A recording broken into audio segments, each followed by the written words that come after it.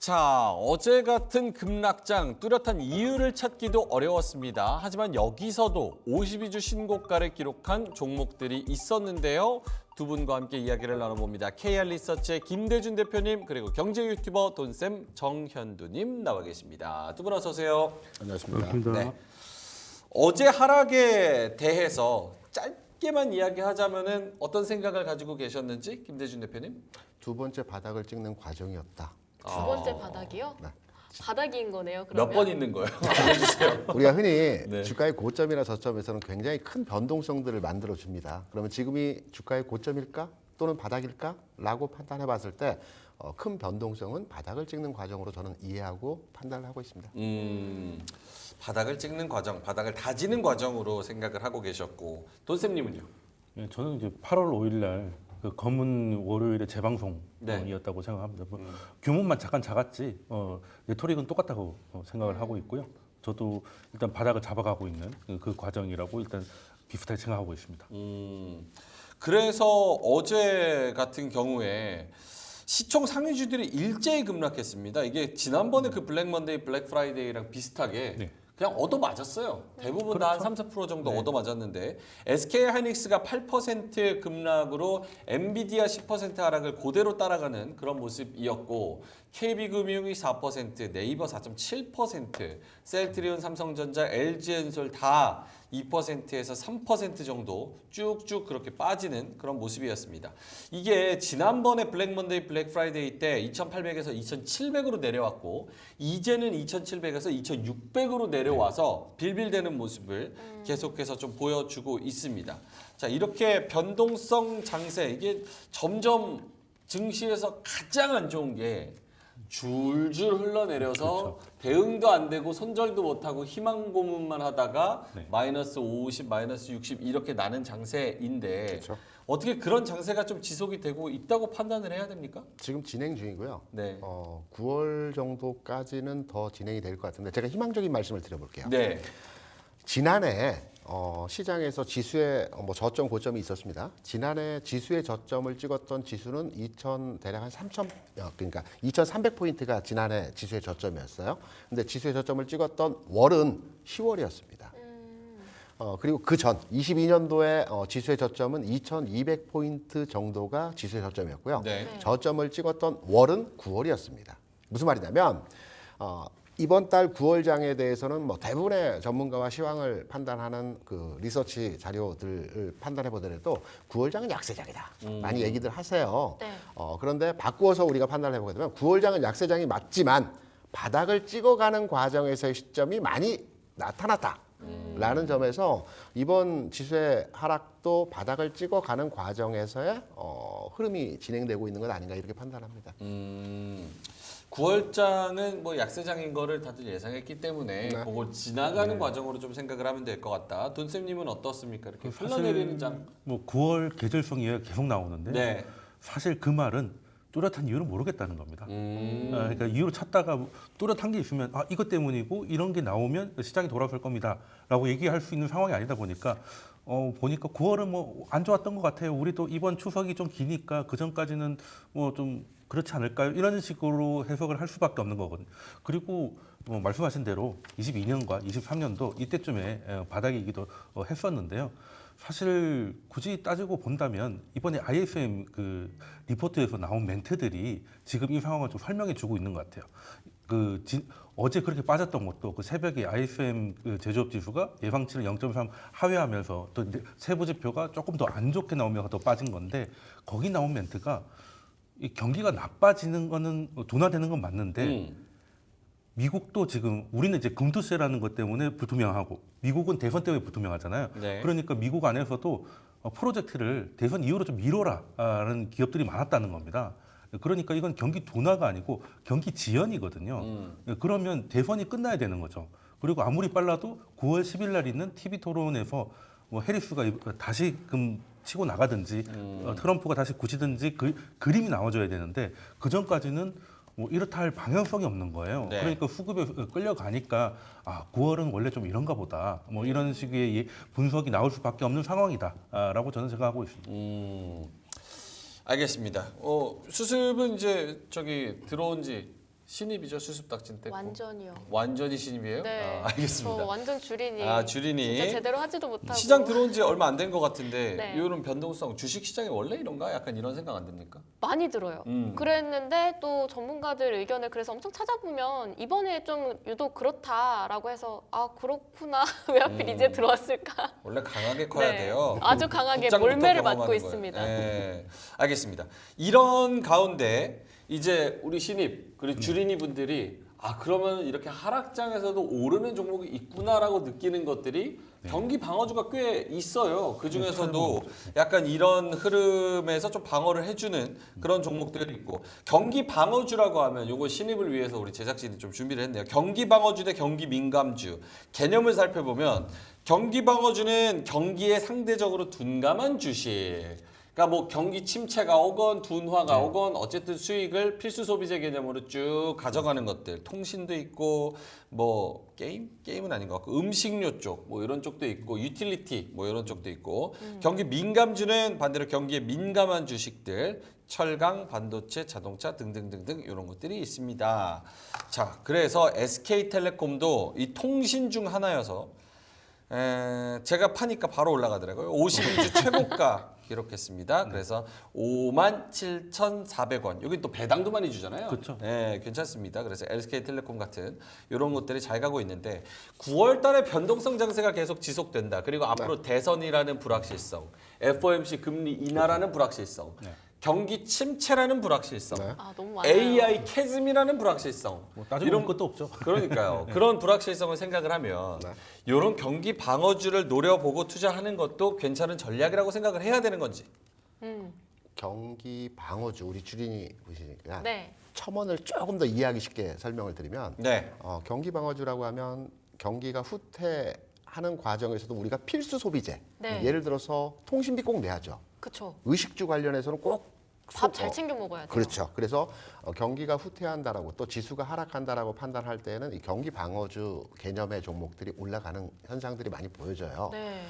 그리고 경기 민감주라는 것은 경기 회복주입니다. 경기가 이제 조금씩 좋아질 것이다라고 판단을 해서 석유화학, 일회용품을 많이 사용하게 되고 석유화학주들 그리고 소비가 늘어나기 때문에 유통주들, 백화점주들 네. 그리고 항공주들 이런 종목들이 움직이는 게 경기 민감주, 경기 회복주라고 하는데요. 지금 이제 경기 방어주에 대해서 투자 관점으로 접근을 해야 되는가라고 이제 보통 많이 질문을 하세요. 네. 그리고 최근 경기 방어주 성격에서의 종목들이 많이 올라오고 있어요. 오늘 같은 경우에 카지노 종목도 경기 방어주로 우리가 그 개념을 정리하거든요. 왜냐하면 네. 카지노 같은 경우 경기가 불황이어도 오히려 더 활성화되는 형태가 있기 때문에 업장을 늘리는 부분의 재료도 있긴 하지만 네. 카지노도 경기 방어주 개념으로 우리가 정리를 하거든요. 그런데 이렇게 한번 판단을 해드릴게요. 우리가 이제 주식을 투자하면서 어떤 때는 주식을 다 팔고 현금만 가지고 가야 될 때가 있어요. 네. 네. 그리고 어떨 때는 일부 현금화하면서 피해 있을 때가 있습니다. 비를 피하자. 그렇죠. 소락비를 피할 때가 있습니다. 현금화 일부 시키고 방어주의든 아니면 뭐 다른 조금 더 이 시장에서 움직일 수 있는 걸로 주식을 좀 더 옮겨가는 시장이 있어요. 네. 다 파는 장은 완전하게 추세적 하락으로 전환됐을 때 우리가 보통 체계적 위험이라고 하거든요. 리스크 오프라고도 합니다. 그러니까 완전하게 위험이 노출돼 있기 때문에 이때는 주식을 다 팔아야 됩니다. 이때가 언제냐면 22년도에 금리 인상 시점과 전쟁이 맞물려져서 그 원자재가 상승할 때이거든요. 이때 다 파는 게 정답입니다. 하지만 지금 같은 때, 그러니까 우리가 지금 현재 경기 방어주를 논하고 있는데 네. 경기 방어주에 대한 관심도를 가지고 있는 것은 리스크 온이거든요. 그러니까 위험이 살아 있습니다. 지금은 주식을 다 팔 때가 아니고 일부 현금화 내지는 일부 피해가는 형태. 그러니까 얼마 이후 시점에서는 지수가 시장이 전체의 종목의 분위기가 살아난다는 개념이거든요. 이 내용을 쭉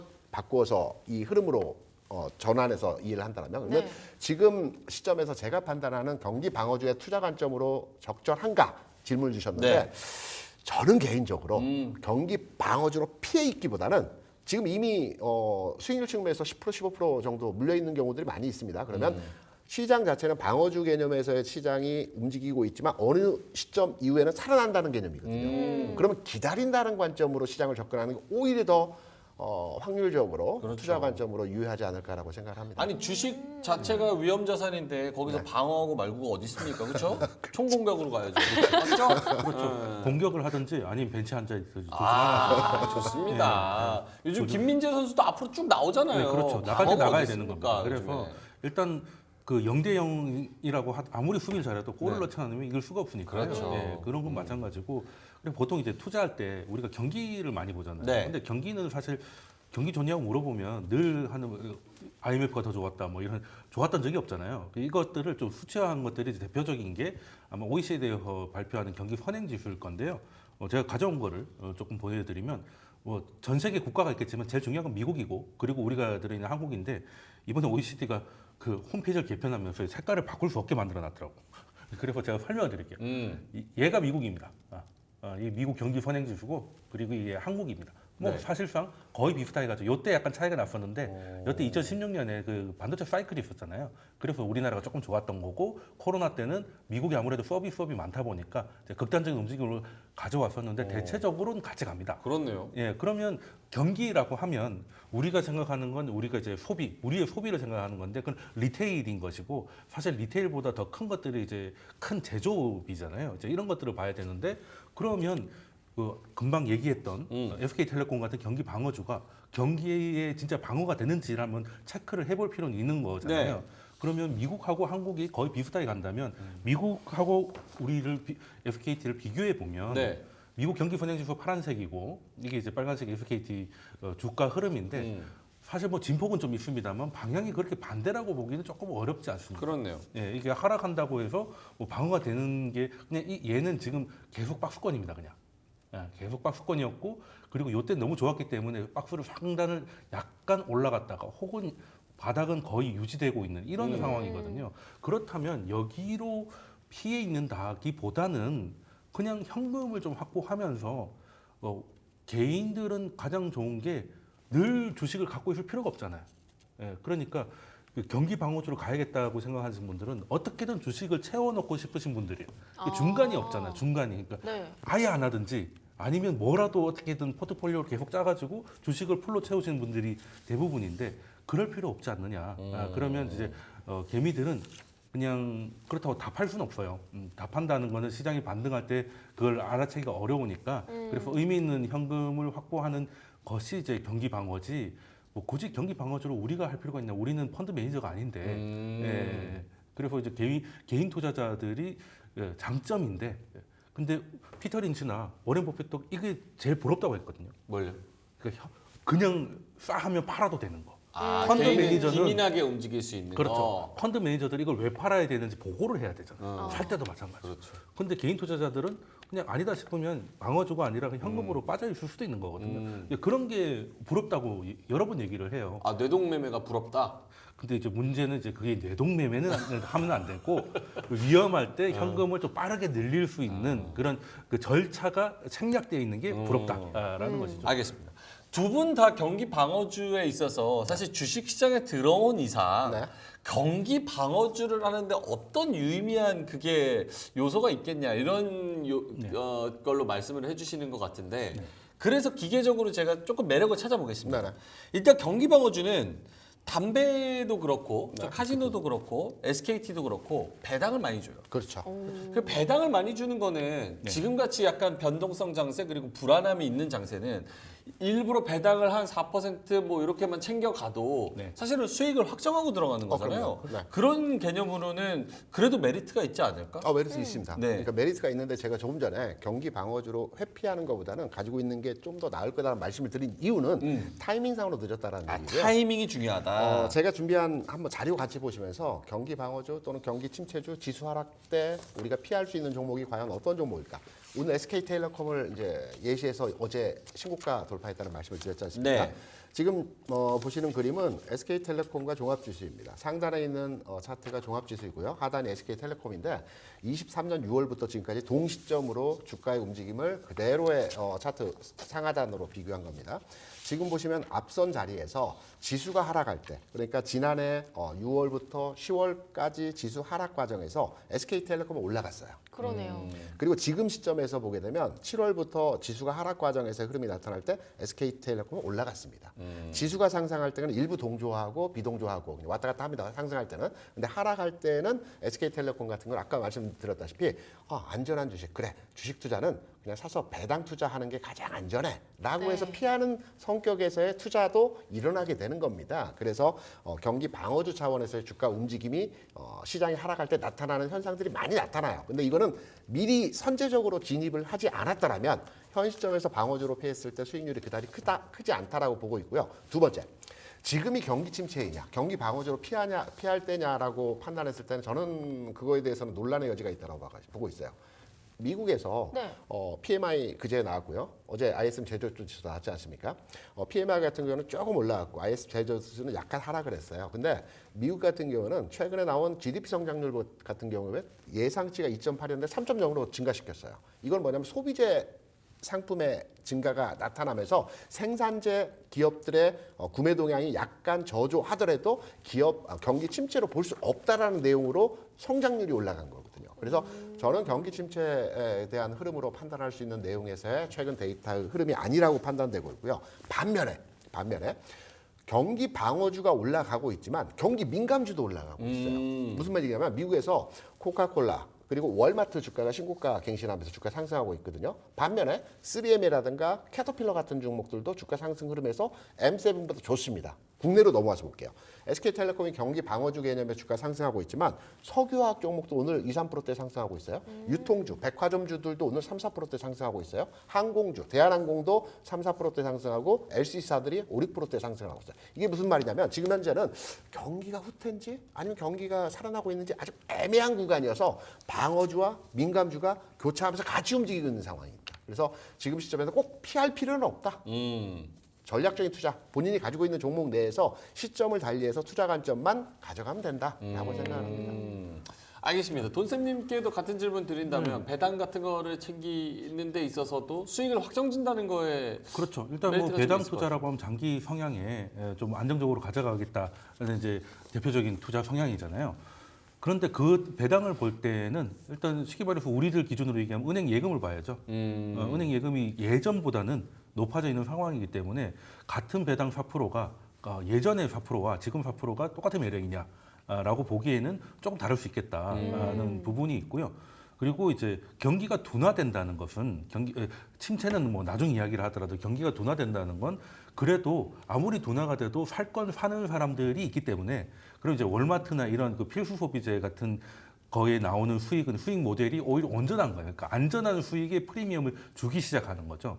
그래서 사실은 엄밀히 말하면 경기 방어주가 주가가 좀 최근 좋은 것은 경기가 그냥 나쁘니까 방어하는 개념으로 올라가는 게 아니라 지금은 좀 안전한 수익 모델에 대한 프리미엄이 좀 높아지고 있는 상황이다라고 그렇게 해석하시면 되고요. 주식시장은 원래 수요와 공급이지 않습니까?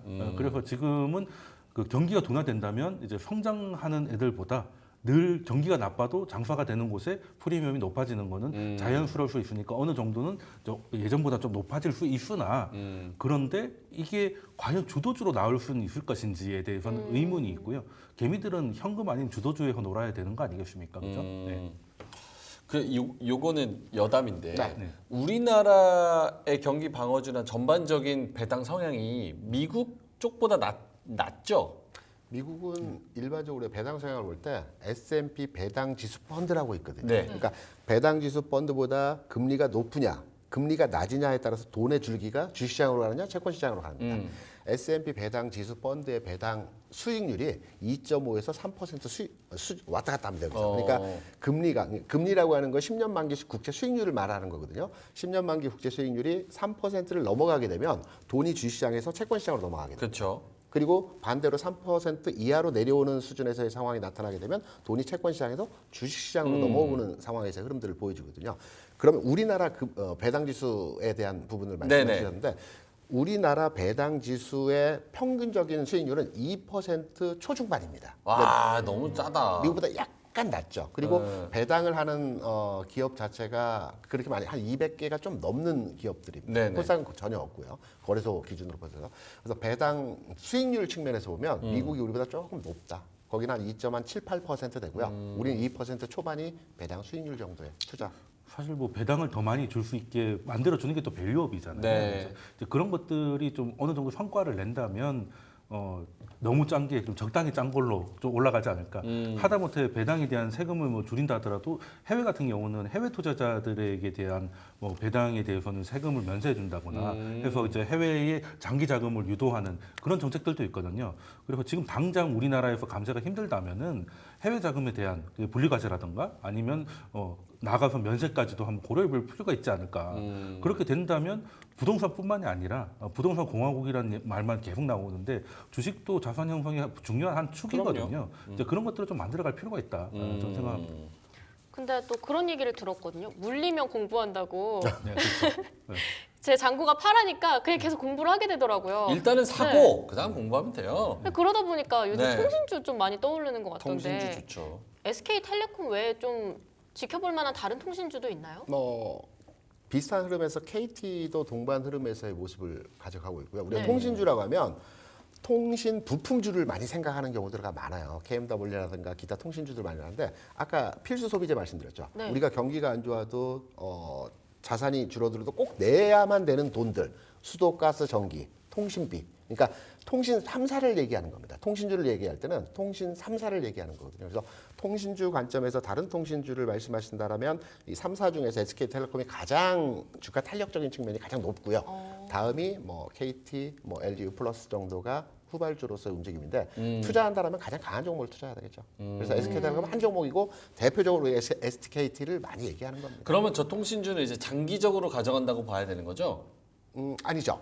여기서 지수가 턴어라운드 하지 않습니까? 그럼 통신 바로 빠집니다. 아 바로 팔아야 돼요. 네, 바로 빠집니다. 과거 흐름을 보게 되면. 이거는 뭐 장기 투자하고 막 그런 의미는 없는 거예요. 그죠. 일시 소락비 피하는 개념으로. 조금 전에 이제 차트 흐름에서도 보셨지만 지수가 상승할 때는 비동조합니다. 어떨 때는 같이 움직이고 어떨 때는 또 달리 움직이는 경향들이 있거든요. 그러니까 지수가 하락 과정에서만 통신주가 움직이는 성향들의 상황을 보여줬고요. 그럼 경기 방어주 차원에서 어떤 종목 투자 대안으로 우리가 떠오를까라고 말씀을 하시면 지금 의식주 말씀드렸죠. 네. 의류업체가 현재 움직이지 않았어요. 예를 들어서 휠라홀딩스 같은 종목들 경기 방어 차원에서 긍정적으로 판단하고 있고요. 또 한국전력도 마찬가지고요. 최근에 움직임에서 보면 방어주 차원에서의 흐름들이 개선될 수 있는 상황에서의 모습들이 진행될 수 있고 그래서 통신주 자체에서 종목을 찾기보다는 네. 경기 방어주의 포괄적 개념으로서의 종목 접근이 필요하다. KT 지금 10년 차트를 보니까 10년 전에도 4만 원, 7년 전에도 4만 원, 3년 전에도 4만 원, 오늘이 41,750원. 액면 분할한 거길 기대합니다. 어. 그게 아니기 때문에 슬픈 것이죠. 얘는 주가가 정찰제인가 봐요. 딱 그냥 4만 원을 거의 그러니까 적금인데요? 그 4만 원 무제한 요금제 그런 느낌인 것이죠. 제 기간 보유 기간 무제한. 제 아는 지인이 한 15년 전에 KT를 4만 원 이상 정확한 기억을 안 나는데 5만 원 근처에서 주식을 샀어요. 그래요? 그래서 지금도 보유하고 있는데 수익률은 플러스 돌아섰답니다. 배당으로. 꾸준한 배당 성향이 높은 기업이기 때문에 한 15년 만에 배당으로서 그간에 20% 정도 손실이 났던 것을 다 커버하고 나왔다. 그게 올바른 투자인지 아닌지는 제가 모르겠습니다. 그러니까 결국은 통신주에서 배당 받아가면서 경기 방어주로 뭔가 하려면 오래 끌고 가야 되는 거 아니에요? 그렇죠. 배당 많이 받으려면? 근데 우리나라는 장기 투자를 할 수 없는 상황이니까. 그렇죠. 예, 그냥 굳이 할 필요가 소나기가 너무 자주 내리기 때문에 예, 피하다가 보면 조금 어울리지 않는다. 특히 배당 투자에게 좀 근사해 보이는데 솔직히 국장에서 무슨 배당 투자입니까? 예, 어울리지 않는 그 동대문 상가 가가지고 에르메스 얘기하고 있는 거랑 똑같은 것이죠. 어울리지 않는다. 아 우리 국장이 동대문 평화시장입니까? 이제 뭐 사실 그렇지 않습니까? 아. 이제 정찰제 없고 이제 내고에 따라서 왔다 근데 갔다 그런 하는. 데가 더 정감 가는 거 아시죠? 그렇죠. 그러니까 여기 어울리는 사람은 여기도 애누리도 맞는 거예요. 되고. 그렇죠. 네. 백화점은 그런 거 없잖아요. 그렇죠. 그런 거, 백화점은 정해진 적립 이상은 없기 그렇죠. 때문에 자기가 어떻게 내고할 수 있다면 동대문으로 가야 되고 난 그런 거 약해라고 하면 백화점을 가는 게 맞기 때문에 근데 국장은 좀 그런 거 좀 이해해야 될 것 같다. 알겠습니다. 그러면 이런 것도 있습니까? 약간 하이브리드 느낌으로 네. 경기 방어도 된다는 생각이 들면서 약간 성장을 할 수도 있는 요 코스피 업종별 1개월 수익률 보니까 아 이거 이렇게 정리해 놓으니까 진짜 처참하네요. 반도체가 8%로 가장 많이 빠졌고 와. 화장품 의류가 7% 마이너스, 조선철강, 건설, 건축 요게 이제 7% 5% 이렇게 빠졌는데 반대로 유틸리티가 8% 올랐고 요거는 대왕고래의 영향도 네, 있습니다. 그렇죠. 그래서 유틸리티가 같이 올랐고 건강관리 5.5%, 뭐 증권, 미디어, 교육 이렇게 있는데 건강관리는 지약바이오 플러스 여기서 뭐 모르겠습니다. 미용은 의료기기 뭐 이런 쪽으로 화장품도 사실 여기서 빠지기는 했는데 요새 약간 필수 소비재가 된 것 같은 게 약간 뷰티에다가 헬스케어 그렇죠. 이런 것까지 같이 가져가면 얘네는 성장도 하면서 돈도 벌면서 어느 정도 필수 소비재 개념도 포함한 그렇죠. 이렇게 하이브리드 개념으로도 생각할 수 있는 게 있지 않아요? 그 말씀하셨던 뷰티나 이쪽은 이제 이슈나 테마로 움직이는 sektor이기 때문에 네. 지수의 흐름과는 조금 동떨어진 내용에서의 주가 움직임이 진행이 되고요. 저는 하이브리드, 양쪽 양수겸장으로 흐름을 가져간다라고 본다면 현 시점에서 본 증권주 대안으로 저는 판단을 하고 있어요. 증권주 같은 경우는 시황산업이기 때문에 전체적으로 주식시장이 좋아야지만 올라간다는 기본적인 기존 개념이 있겠지만 네. 주가 현재 저평가되어 있지 않습니까? 그러면 저평가되어 있는 상황 하에서 배당도 많이 주는 회사이거든요.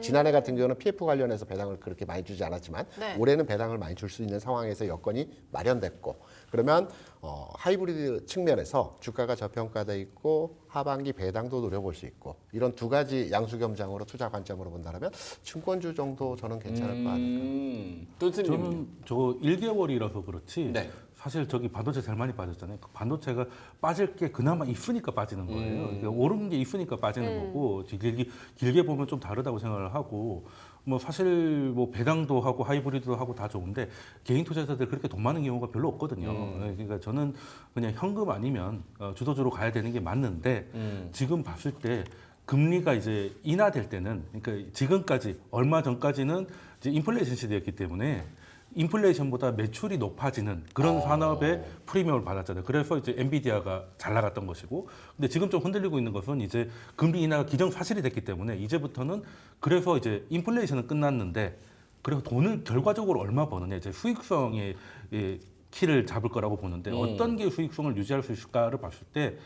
상반기랑 크게 다를 것 같지는 않습니다. 네, 크게 다를 것 같지는 않아요. 그냥 지금 그 시장의 내러티브가 바뀌면서 좀 그 뚜렷한 이유 없이 시장이 좀 흔들리고는 있는데 다시금 방향을 잡으면 저는 이제 수익성으로 볼 것 같고 매출 증가해서 이제 실제 수익으로 갈 것 같은데 반도체나 이런 것들이 톤다운을 좀 한다 하더라도 수익성이 그렇게 나쁜 상황은 아니기 때문에 무슨 검은 날짜가 붙은 날에는 저가 매수를 조금씩 해보는 것도 나쁘지 않다 생각합니다. 네. 오히려 좀 긴 호흡으로 매출 성장률이 좋은 기업들 업황이 완전히 꺾였느냐라고 주가는 꺾였는데 업황이 꺾인 건지는 고민할 필요가 있다. 알겠습니다. 그러면 방어주 들어갈 바에야 현금 확보해야 된다고 한다면 밸류업 쪽은 어때요? 방어주하고 밸류업하고 이런 변동성 장세에서 어떤 게 조금 더 투자적으로 매력도가 높은가요? 저는 밸류업 쪽에 높은 점수를 줍니다. 그리고 밸류업에 대해서는 지금도 투자 관점으로 접근을 할 필요가 있다라고 생각을 해요. 왜냐하면 밸류업 프로그램이 지난 3월에 2월 말에 이제 작동시켰고 지금 한 7, 8개월 되지 않습니까? 네. 이게 보통 일본 같은 경우 2년 정도 연장을 해서 계속해서 추진했던 사업들이었거든요. 그리고 밸류업의 기본적인 성과가 보통 은행주를 많이 평가를 하는데 은행주가 기본적으로 전 세계적으로 PBR 기준으로 해서 대부분 0.9 수준입니다. 은행주는 1을 넘어갈 수 없으니까 자기 자본 계정이 아니니까. 그래서 중국도 일본도 미국도 다 0.9 수준인데 지금 현재 국내 기준으로서의 은행주들 PBR은 많이 올라왔지만 0.6 수준입니다. 추가로 올라갈 수 있는 여지에서의 상황이 남아 있다라고 판단이 되고 있고요. 금융주 내에서 뭐 은행주도 좋고요, 증권주도 좋고요. 저는 경기 방어주 차원에서의 종목에 대한 접근은 지금 타이밍상으로 약간 늦었고 네. 그렇다 본다면 대안으로서의 어떤 그 경기 회복주보다는 금융주 그리고 밸류업 관련주 이쪽의 투자 관점의 접근이 오히려 더 현실적이지 않겠느냐라고. 밸류업 지금 잘 되고 있는 겁니까? 정부에서 여러 가지 방안들을 제출하고 있고요. 그다음에 ETF도 출시하고 최종적으로 나올 수 있는 하나가 이제 규제죠. 규제. 일본에서도 가이드라인, 그다음에 그 유인책, 세 번째가 규제였지 않습니까? 우리 정부는 규제는 아직 안 나왔어요. 기업에 대해서 PBR 1 미만의 기업은 퇴출하겠다라는 게 일본의 이번 연초의 기본 정책이었거든요. 그러면서 도요타 자동차가 주가 많이 올라갔거든요. 그래서 아마 9월, 10월 정도에는 이제 규제를 한번 이제 채찍과 당근을 하면서 규제를 한번 내놓으면서 기업들을 독려하는 지금까지는 10점 만점에 몇 점입니까? 6점 정도 했죠. 6점짜리 정부다. 정부라는 경우 제대로 대응을 못했습니다. 근데 아직 뭐 초기 단계니까 일본도 이걸 10년을 했잖아요. 그러니까 지금은 좀 기대감이 네. 큰 건 사실이지만 어쨌든 방향성은 맞기 때문에 그렇죠. 저도 방어조보단 밸류업이 밸류업이 좋고요. 낫다. 그리고 밸류업에 대한 회의론도 많은데요. 사실은 이제 상법 개정이라든지 이런 법률 개정이 뒤따라야 되기 때문에 지금 이제 의회와의 관계라는 걸 생각을 해보면 기대하기가 좀 쉽지 않은 상황이다 보니 국내에서는 오히려 더 이제 기대감이 낮은데 해외 투자자들은 오히려 그 밸류업에 대해서 기대감을 좀 갖고 있는 것 같아요. 그리고 중국에서 지금 빠져나온 돈들이 아시아 안에서 사야 되는데 살 게 없습니다. 한국이 밸류업을 해주면 살 이유를 만들어주는 것인데요. 그리고 이제 금투세 때문에 얘기가 많은데 밸류업 관련주들이 다 개미들이 안 좋아하는 주식들입니다. 안 만지는 것들이기 때문에 오히려 금투세 불확실성에서 좀 벗어나 있는 게 밸류업이거든요. 그런 것도 하나의 장점이 될 수 있다. 그래서 개미 안 묻은 거에 좀 가야 된다. 아, 네. 그러니까 경기 방어주보다는 밸류업이랑 정책 모멘텀이 훨씬 더 살아있는 이슈이기 때문에 기대감을 가지고 밸류업 쪽이 좀 나을 것 같다. 네. 앞으로 어떻게 투자해야 되나 좀 고민이 많았는데 오늘 좀 많이 얻어가는 것 같아요. 그러니까요. 네, 그러면 이제 본격적으로 마지막 한마디 들어볼까 하는데요. 대표님부터 한 말씀 부탁드립니다. 우리가 오늘 경기 방어주, 경기 민감주 체감적으로 와닿지는 않아요. 어떤 네. 종목인지 어떤 현상들이 나타나는지 잘 느낌이 안 오는데 방어주와 민감주는 진짜 종이 한 장 차이입니다. 한 장 차이. 이럴 때는 방어주이고 이럴 때는 민감주이고 네. 그래서 현재 보유하고 계신 종목을 저는 더 가져가는 게 현실적인 투자 방법이다. 저점 매수 오히려 들어가야 된다고 말씀하셨죠. 자금 여유가 있으면 좋은데 그렇게 자금 여유가 있는 분들이 많으실까요? 없어요. 그럼 기다리셔야죠. 돈쌤님 한 말씀 부탁드립니다. 사실 투자 실력이라는 게 이럴 때 저가 매수하면 좋은데 네. 저가 매수할 현금을 갖고 있느냐의 문제인 것 아, 같거든요. 핵심입니다. 대부분 이거 사면 먹을 것 같은데 아까 댓글에도 보니까 현금이 0.3%라는 분도 계시거든요. 거의 수수료만 남겨놓으셨는데 그러면은 보고도 놓치는 거지 않습니까? 그래서 요즘 같은 시장에는 주도주는 현금일 수도 있겠다. 그렇다고 현금을 계속 가지고 있을 필요는 없겠지만 그 현금은 또 다른 현금이야말로 진짜 경기 방어주다. 달릴 때 같이 올라탈 수가 있으니까. 기회가 왔을 때 한 방을 쏠 수 있는 그 그렇죠. 여유를 그렇죠. 남겨놓는 것도 능력이다. 네. 알겠습니다. 자, 그래서 두 분이 기회의 다른 이름 현금 그리고 경기 방어, 경기 민감 종이 한 장 차이 여러 가지 전략들과 그리고 아이디어들을 제시를 해주셨으니까요. 참고 부탁드리고요. 자, 그럼 두 분과는 여기서 좀 인사를 드리도록 하겠습니다. KL 리서치의 김대준 대표님이었고요. 경제 유튜버 돈쌤 정현두 님이었습니다. 두 분 말씀 고맙습니다.